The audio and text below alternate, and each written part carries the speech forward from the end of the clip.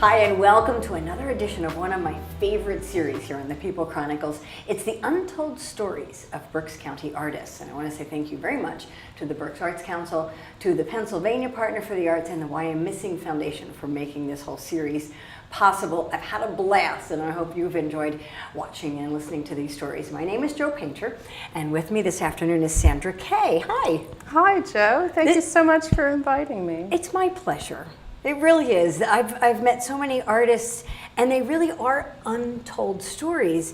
And it's kind of amazing to me because it seems that Berks County is just a hotbed for art. That's just the impression I'm getting. So I found you, and I thought, I'm going to call her up. And I did, and we had a delightful conversation. We did. You're the first artist, I must say, that's joined us that does this kind of art. I've been flipping this around in my hand, and I like it because it's a letter opener. But it's really this kind of art. And I think I said to you, so you do glass work, or you blowing glass, and you said, no. Oh, no, I corrected you. So what is it? I am a glass fusing artist. Glass fusing. Correct. Okay. Everything is fused together in a kiln. So whereas with a glass blower, they're gathering molten glass on the end of a pipe and they're blowing air through it. Right. My process is every single color you see, it starts out as a flat piece of colored glass that I hand cut each piece and piece it together like a puzzle. And then once every piece is constructed, it goes into a glass fusing kiln, like a giant oven. So this is almost like a mosaic before you put it in a kiln? Sort of, yes. That's the easy way to understand it. Okay. So I put this glass puzzle together. It goes through its first 24-hour firing process, which is called fusing. And that's where every single piece is fused together, and then it becomes one solid flat piece of glass. And then These aren't flat. No, they start out that way through its first firing. Can we lift that up and show that? And then it goes through another 24-hour firing process called the slumping process. And that's how I bend it, whether I put it over a mold and drape it or set it on top of a mold that it falls into, and then it takes the shape of that mold. So the whole process is called glass fusing, and 2 24-hour firing processes later, I get a finished product. Now, These are beautiful pieces, Sandra. Thank you so Really much. beautiful. All of my work is functional. Use it, eat off of it. I saw that on your business card. It says Sandra Kaye Studios functional fused glass. So you're not making it for a drill. And I'm not just making it for you to put on a shelf Right. and collect dust with it. It doesn't just sit there and look pretty. It has a job. I believe if it's going to sit on my counter, it better have a job and not just collect dust. You must be a mom. Yes. I thought so. Yes. So the job of this is a spoon holder, right? But it's a double spoon rest. Now, who cooks with just one spoon? I'm all about Oh, function. good point. Right. So I cook most of my meals. It's rare I ever eat out. And when I'm cooking, I'm stirring and I'm making sauce. I have to ask you though, and no kidding aside, these are beautiful pieces, and you could almost tend to be afraid to have them at the stove where you're cooking and be around any place where there's a lot of activity because it could break. Well, that's why I feel it's my job to educate people on the art of fused glass. Okay. And everywhere I go, whether I'm doing a show or people come into my store, I feel I have to educate them on the process. It's extremely durable. It's gone through 2 multiple firings already. I have 2 adult boys, okay? I raised them eating off of this glass. It was their job to do the dishes. So they had to wash the glass, and they've never broken anything. So it shouldn't go in a dishwasher. I tell people to treat it like the work of art it is and wash it by hand. And then when you're not serving food off of it, go ahead and display it. Put it on an easel. Let it sit out on a table. And I think art should be a part of everyday living. I don't think art just stops at what you hang on the wall.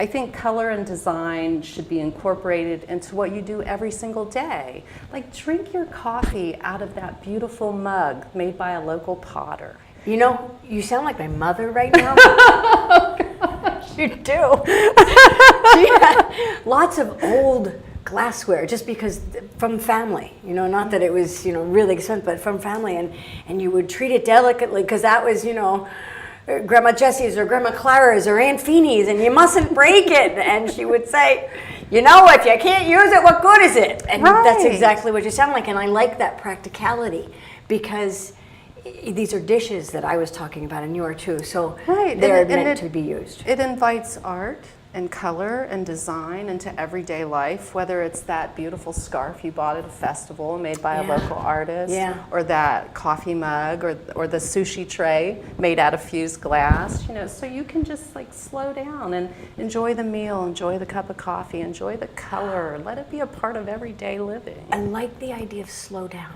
Yeah. Because we often don't. We rush through meals, we rush through everything. And this does invite you to slow down and enjoy, just kind of take that moment in. Take it in, savor the food as much as the conversation, as well as the color palette. I'd love to know more right now about how you made it, but I'm really curious, how'd you get started? Growing up, did you love dishes? Did you break glass?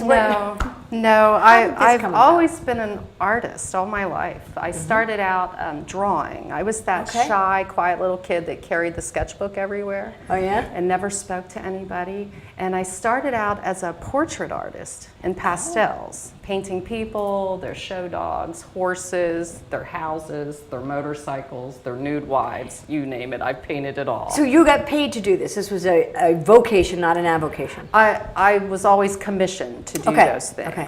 And it was in the second grade when the teacher said, well, what do you want to be when you grow up? And of course I stood up in the second grade and said, I am an artist. That is what I will be. And I have always been that. And then I moved to Pennsylvania 21 years ago. You grew up where? Oklahoma. Okay. I moved from Oklahoma. And there was an ad in the paper from a local production glassblowing studio, high-end production, looking for someone specific with unique talents. And it was all about art up until the part where it said glass experience. But I've always had this fascination with glass and light and color and collected old vintage glass. So I went on this job interview, and they liked that I had all of these skills as far as color and design and the art background, but they said, you have no glass experience. We're looking for someone with glass experience. And I said to the owner, I said, give me the job for a week. And at the end of the week, if you're not 100% satisfied with me, you don't have to pay me, and you will have had a week of free labor. The guy laughed at me and said, lady, you've got guts to walk in here and offer that. He says, can you start on Monday? So I started on a Monday.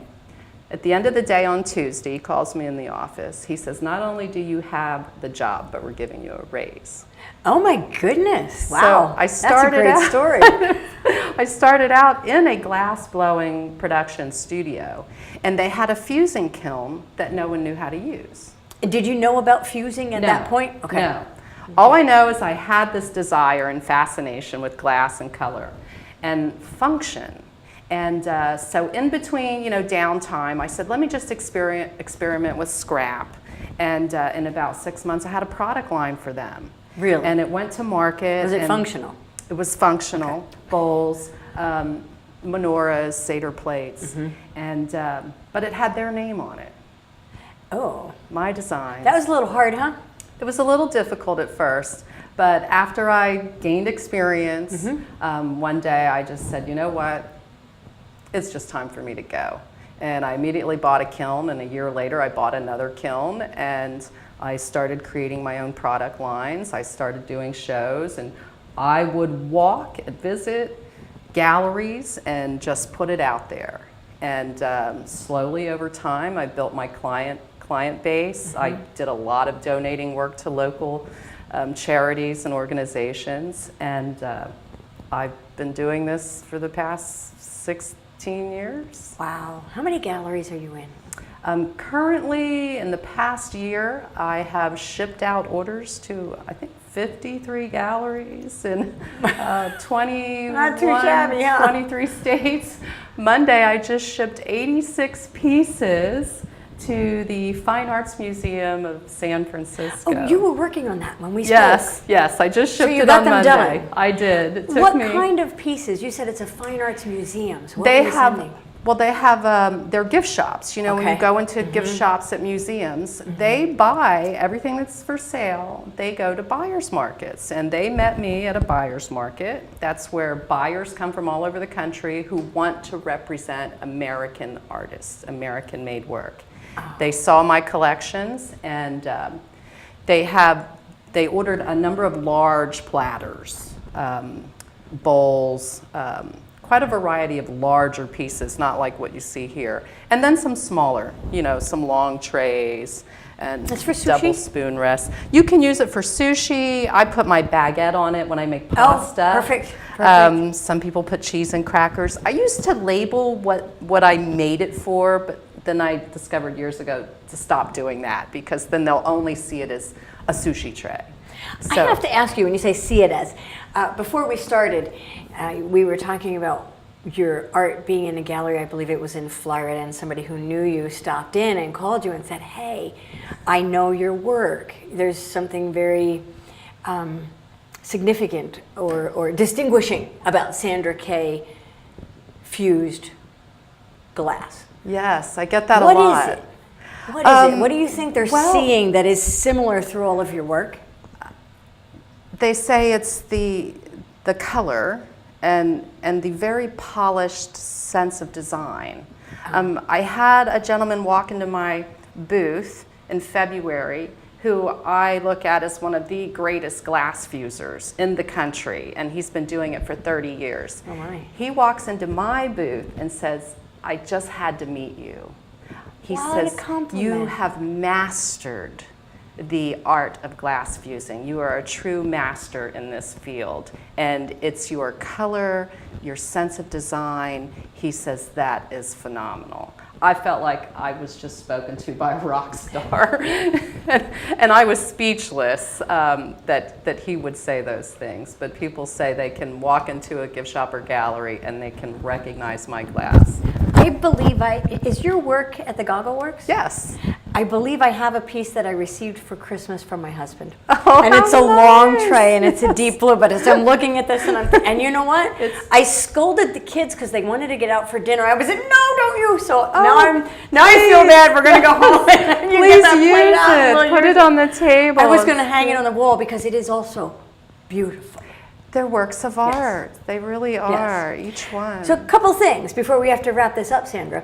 What advice would you offer to any young person or any person of any age, somebody like me who's just kind of, it's in me, this art bug. What do you do? Because sometimes those bugs are squashed. Well, squashed, I understand that, because when I was in college, it was my art teacher who walked up to me in front of everyone and said, I don't know what you're doing in my class. Your work is awful. You'll never make it as an artist.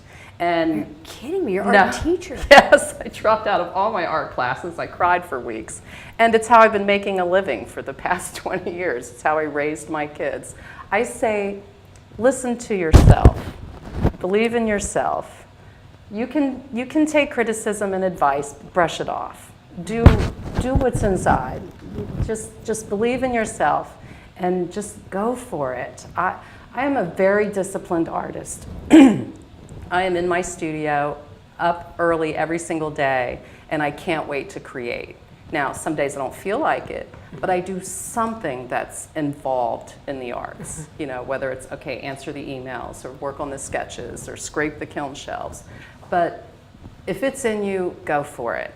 And if you're not quite sure what that should be, then experiment. Take a class in pottery. Take a class in glass fusing. Go to that crochet class down there at the library that my girlfriend goes to. Just find Perfect. yourself. And it could be cooking, it could be in music, it could be writing. But I think we all have this desire to express ourselves. So do it. And just do it. And speaking of that, you offered people the opportunity to express yourself at your studio? Yes, I do. Where is this? I'm 700 Lancaster Avenue.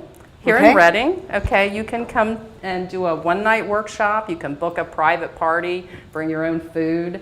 I do kids' birthday parties. And you actually make some glass while you're I there. teach you how to do this. I give you a tool wonderful. lesson, a safety lesson. We practice for a few minutes. I demonstrate how to create like I do. Do you have Band-Aids?